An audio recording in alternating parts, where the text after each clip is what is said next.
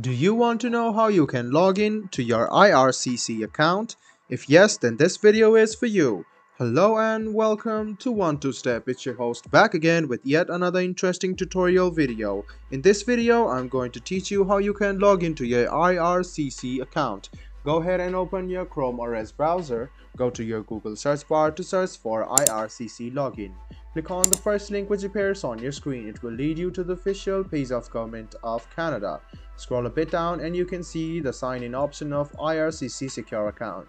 Go ahead and scroll down and you can see you can sign in using your GC key username or password or your Canadian Interact sign-in partner. Now you can click on any of these if you have one. So if you click on any of these links, you can notice a login portal will open up. If you're logging in with a GC key, you must write your username, your password, and then click sign in. This way you can log in to your IRCC account using your GC key. Now if you want to clear everything up, you can just see you can click on clear all and it will be reset again.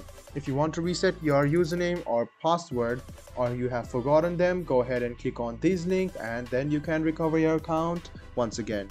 If you don't have account yet, go ahead and click sign up, which is over here.